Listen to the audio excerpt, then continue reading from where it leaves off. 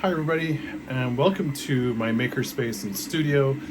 This is where I am printing bias tape sort of jigs to allow people who are making masks for COVID-19, especially for the masses, to essentially replace the rubber band piece.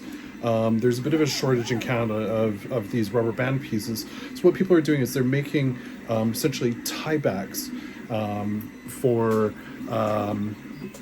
the masks, and that's where the little piece that I'm making, several bags worth of different sizes, what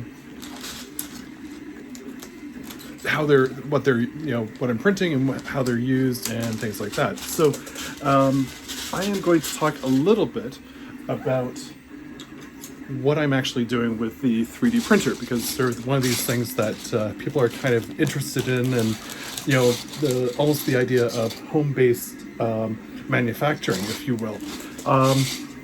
So this is a 4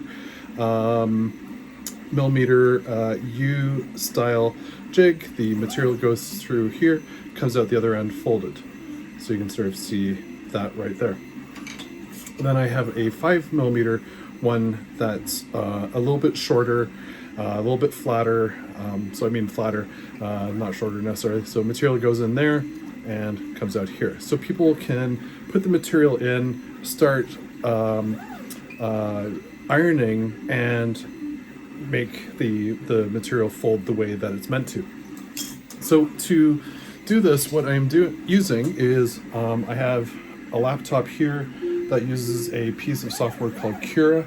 And what Cura does is I can download previously created files and essentially place them on the bed and tell the printer to print. It's kind of cool. So I didn't actually create these jigs. They're actually made by someone else, but I downloaded them from a website called Thingiverse. So Thingiverse is awesome. There's a whole bunch of stuff that's available there. What I also happen to have is a Raspberry Pi. So some of you may have heard of a Raspberry Pi. It is a computer out of the UK, low cost, system on a chip. It is extremely powerful. It runs a variant of Linux called Raspbian, at least the ones that I use within my home. Certainly do. It runs other operating systems available as well. I also have a camera on this one. I have it pointing towards me, but I can actually point it towards the printer, and from there I can actually, in Cura, actually show an image of the printer printing, so I can keep an eye on it when I'm elsewhere in my home. But what I run on the Raspberry Pi is something called Octoprint. So it's kind of looking a little bit backwards for you probably. Yeah, it would be. But Octoprint allows me to essentially run a print server so that I can essentially leave the printer that's going behind me. Can let that just go and run, so I can use my laptop for other things during my day. So let's talk a little bit about the printer. So the printer is the LulzBot TAZ 6. It's a bigger printer than I actually needed. I got it on a Black Friday sale about 3 years ago.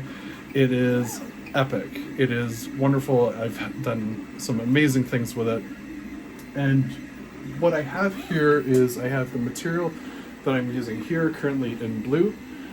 So that is PLA, so essentially a plastic. What happens is it gets fed into the print head down here, heated up to about 205 Celsius, and then the printer actually extrudes it out through the combination of motors and cogs and things like that. And it just goes ahead and actually prints. And you can see, there's a bed there that's moving, so it moves X, Y, and Z directions.